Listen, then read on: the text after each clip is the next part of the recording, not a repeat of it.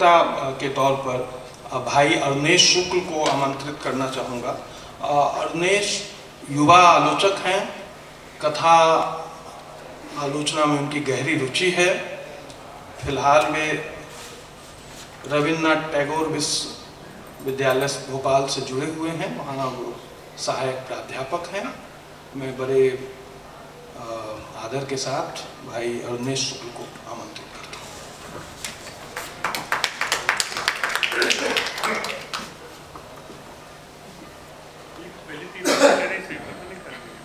धन्यवाद अच्युता भाई। इस सत्र के अध्यक्ष मेरे गुरु आदरणीय नंदकिशोर आचार्य जी, आदरणीय ईश्वर सिंह दोस्त जी, बड़े भाई भागवत प्रसाद और सभागार में उपस्थित मित्रों, आलोचक को जब संचालक बना दिया जाए तो वो आपका काम थोड़ा कठिन कर देता है वक्ता के रूप में, क्योंकि वो ऐसी पीठिका बनाते हैं कि आप बात जहाँ से शुरू करना चाहिए, जो आप सोच के आए हो, उसको थोड़ा किनारे करना पड़ता है। जो कुछ भी मेरी समझ बनी है आलोचना पर, मैं ईमानदारी से उस हिसाब से बोलने की कोशिश करूँगा। सुबह आचार्य जी बोल रहे थे कविता के बारे में बात करते हुए, वो कह रहे थे कि एक गहरा अन्वेषण बोध होना चाहिए, और कविता करती क्या है कि उसी अनुभूति में आपको ले जाती है। ज्ञान को, अपने यहाँ अनुभूति को ही ज्ञान माना गया है। संस्कृत दर्शन में ज्ञान को प्रमा भी कहते हैं, और प्रमा के दो प्रकार हैं, प्रत्यक्ष प्रमा, अप्रत्यक्ष प्रमा। लेकिन ये बात पूरा दर्शन बताता है कि खुद को जानना ही, आत्म को जानना ही ज्ञान है। और जैसे जैसे आप आत्म को ज्ञान जानते जाएंगे, वैसे ही आप सर्व के होते जाएंगे। आत्म को जानना सर्व का होना होता है। और प्रभात त्रिपाठी की आलोचना पद्धति दरअसल यही है कि रचनात्मक उस प्रक्रिया को जाना जाए, उसकी विशिष्टता जाना जाए। शायद इसीलिए वो कहते हैं कि रचना को हम विचार के माध्यम से समझने के आदी हो चुके हैं। रचना को हम विचार के माध्यम से समझने के आदी हो चुके हैं, रचना से विचार नहीं निकालते। यानी वो इस बात पर जोर देते हैं, वो कहते भी हैं कि क्या मतलब बात है कि एक विद्यार्थी विश्वविद्यालय का हिंदी पढ़ने वाला, वो सूर तुलसी कबीर को यथार्थवाद, नव यथार्थवाद इस तरह की पदावलियों में समझने की कोशिश करता है। यानी एक आधुनिक शब्दावली जो 100-200 साल से अस्तित्व में आई है, उससे आप 1000 साल पुराने लिटरेचर को समझने की कोशिश करते हैं। और उनकी पूरी आलोचना प्रक्रिया दरअसल इस बात पर जोर देती है कि आप रचना को उसकी विशिष्टता में समझें, जिस बात को आचार्य जी कह रहे थे कि उसकी अपनी प्रक्रिया में समझें, बजाय जो है किसी खास खांचे के आप अपने दिमाग को तैयार करके जाएं। इसीलिए जब वो निराला पर बात करते हैं या लंबी कविताओं पर बातचीत करते हैं, तो वो कहते हैं कि निराला के राम वो राम कथा वाले राम नहीं है। अगर आप उनको उस राम कथा में या फिर अन्याय जिधर है उधर शक्ति और इस तरह के उसमें समझेंगे तो आप बहुत गहरा पाठ करेंगे। उनके अपने निजी व्यक्तित्व का द्वंद्व निराला के, सामाजिक द्वंद्व और समूचे भारत के सामुदायिक द्वंद्व को पहचान, उसको जब आप इन तीनों चीजों को साथ लेकर के आप राम की शक्ति पूजा को पढ़ेंगे तो आप राम की शक्ति पूजा का एक बिल्कुल भिन्न पाठ समझेंगे। और इसी समझ के चलते बार बार आप देखेंगे, अगर आप इनको प्रभात जी की आलोचना से गुजरिए तो उनका जो मतलब कोई ऐसा आलेख या कोई ऐसी बात निबंध उनका नहीं है जिसमें वो बात करते हुए अनिवार्यता भाषा के सवाल से मुखातिब ना होते। वो लगातार भाषा पर बात करते हैं। वो इस बात को रेखांकित करते हैं कि अज्ञेय और मुक्तिबोध ने भाषा का जो रिश्ता बनाया था छायावाद के साथ, उसको हम आसानी से लक्षित कर सकते थे कि हाँ ये इस परंपरा से जुड़े हुए हैं। भाषा में क्या, शायद इसीलिए अज्ञेय ने कहा था कि भाषा में होना भी एक परंपरा में होना है। लेकिन वो कहते हैं कि क्या हम आज की कविता के बारे में बात कह सकते हैं उसकी भाषा के बारे में? कि उसने अपने पूर्व की कविता की भाषा के साथ क्या उसी तरह का रिश्ता बनाया है। और तब वो ये निष्कर्ष देते हैं कि दरअसल सूचना प्रौद्योगिकी के इस युग में पेशे की तरह आप कविता को ले रहे हैं। कहते हैं कि आगे जब लिख रहे थे या मुक्तिबोध जब लिख रहे थे तो वो जानते थे कि कविता में जो शब्द आ रहे हैं उनमें वो ताकत नहीं है, वो ताकत छीण हो चुकी है कि जिससे आप कहें दुनिया बदल देंगे, समाज बदल देंगे या कोई बात। लेकिन इसके बावजूद कवि को अपनी कविता पर भरोसा था। कवि का भरोसा उसकी कविता ही है। ये आस्था जो थी शायद आज ये आस्था चुक गई है। कवि को अपनी कविता पर ही भरोसा नहीं रह गया। ये तो जानता है कि ठीक है नहीं बदल सकते हैं, इसीलिए उसको एक प्रोडक्ट की तरह लेने लगा है। उसको थोड़ा सा विस्तारित करें हम लोग तो जितनी व्यावसायिकता आज के जमाने में साहित्य पे हावी है उतनी कभी नहीं रही।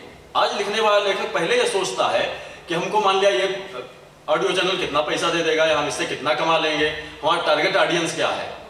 इस तरह की चिंताएं जो है वो साहित्य को किस तरह से प्रभावित कर रही हैं, किस तरह से भाषा का बोध निर्मित कर रही हैं, इस पर जो है एक सुचिंतित चिंतन लगातार आप प्रभात त्रिपाठी की आलोचना में देख सकते हैं। दूसरी बात, उन्होंने जब कहा असाध्य वीणा पर लिखते हुए कि वो पूरी प्रक्रिया बात करते हैं, आचार्य जी भी सुबह उस पर बात कर रहे थे, कहते हैं कि खुद को मतलब तिरोहित कर देना, आत्म का विलयन, वो ये दिखाता है कि एक कवि के लिए कई बार समकाल भी बहुत मायने नहीं रखता है। उसको उससे भी जो है अलग होकर के खुद की मतलब जिसको संस्कृत काव्यशास्त्र में वो एक श्लोक आता है, ध्रुव जी बैठे हैं कि ऐसा ही सुकवि नाम प्राक्तम पुण्य परिपाक वसेन, मतलब भगवती सरस्वती स्वयं रचना करने लगती हैं जब आप जो है अपने आत्म का विलयन कर देते हैं। तो उस ढंग की बात करते हुए कहते हैं कि लंबी कविता में का जो पूरा स्ट्रक्चर बनता है उसको पहले वो राम की शक्ति पूजा, फिर असाध्य वीणा, उसके बाद राजकमल चौधरी की कविता, और राजकमल चौधरी की कविता के बाद धूमिल की कविता।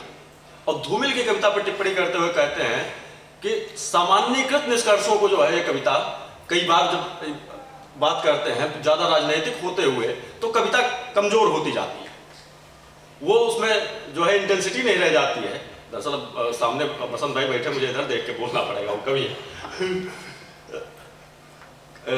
कविता जो है कहाँ कमजोर होती जाती है। शायद इसीलिए वो मुक्तिबोध वाली किताब में अपने एक बात कहते हैं कि मार्क्स ने कभी ये दावा नहीं किया, मार्क्सवाद के पास ये कोई नहीं कहता कि मतलब व्यक्ति को पूरी तरह से समझ लिया गया है।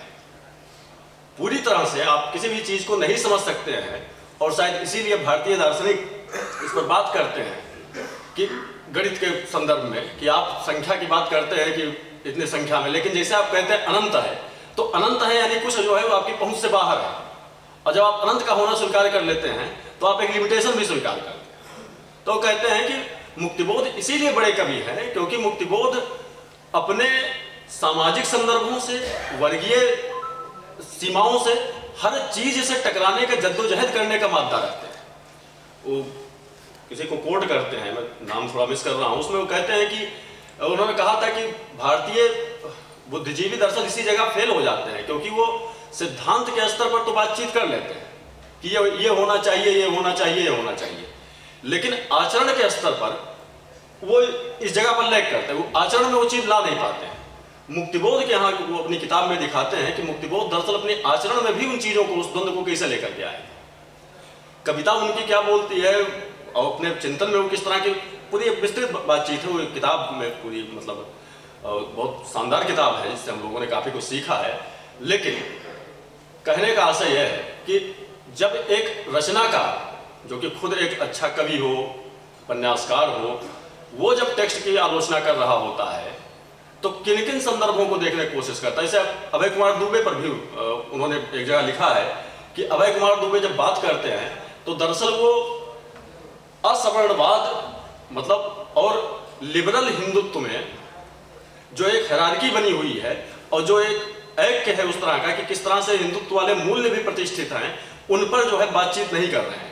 उस सुदेश पचौरी को मान के चलते हैं कि बहुत महान वाक्य लिख गए हैं और सारा रेफरेंस उनका एक इसी के इर्द गिर्द सीमित है। तो इस तरह की जो हायरार्की बनी हुई थी उस पर भी बातचीत करते पूरे हिंदी प्रदेश और बुद्धिजीवियों के संकट पर बातचीत करते हैं। लेकिन कविता की समझ में वो ये कहते हैं कि जब आप कविता के पास जाते हैं और हिंदी हमारे यहाँ जो कविता की परिपाटी रही है उसमें कविता को बहुत एकार्थी नहीं माना जाना चाहिए, जैसा कि आज हो जा रहा है। राजनीति आपको ये चाहती है, वो लिखते हैं कि कविता जो है एकार्थी हो जाए, वो एक अर्थ की बातचीत करे। और क्योंकि कोई भी सिस्टम ये चाहता है कि प्रतीकों के संबंध स्थिर कर दिए जाएं। यानी अगर हम ये कह रहे हैं कि आसमान का रंग नीला है तो आप नीला कहिए। अगर आपने जरा सा भी कल्पनाशीलता का प्रयोग करके ये कह दिया कि आसमान का रंग नीला नहीं है तो उससे प्रॉब्लम होने लगती है किसी भी सिस्टम को। इसीलिए वो चाहता है कि एकार्थी टाइप की चीजें हों। और उस एकार्थता का विरोध करते हुए जब वो भवानी प्रसाद मिश्र पर लिखते हैं या शमशेर पर लिख रहे होते हैं तो दरअसल वो बताते हैं कि रचना की बहुध्वन्यात्मकता क्या होती है, बहुलार्थता क्या होती है। इसलिए जब हम लोग बात कर रहे हैं प्रभात त्रिपाठी जी की रचना धर्मिता पर, और जैसा कि अभी अच्युता भाई कह रहे थे कि आलोचना एक मॉडर्न चीज है जिसका विकास जो है 200-300 सालों में हुआ और विश्वविद्यालयों में पढ़ाई जाने वाली आलोचना का हिसाब किताब जो भी है। लेकिन यह है कि अपने यहाँ जो काव्यशास्त्र की परंपरा रही है वो कहते हैं कि मतलब एक कवि अपने परंपरा से रिश्ता किस तरह से बनाता है। क्या वो छायावाद की कविता जिस तरह से अपने पूरी परंपरा को 1000 साल के या हिंदी के उससे निकल करके संस्कृत से जाके जुड़ती है, क्या हमारे समय की कविता भी उस तरह से जुड़ पा रही है? क्या हम उसके बुनावट में उस चीज को रेखांकित कर सकते हैं? भाषा के संदर्भ में क्या हमारी भाषा में उसी तरह का जुड़ाव है अपनी परंपरा से, जैसा कि मान लिया छायावाद की भाषा या अज्ञेय मुक्तिबोध ने अपनी भाषा में किया?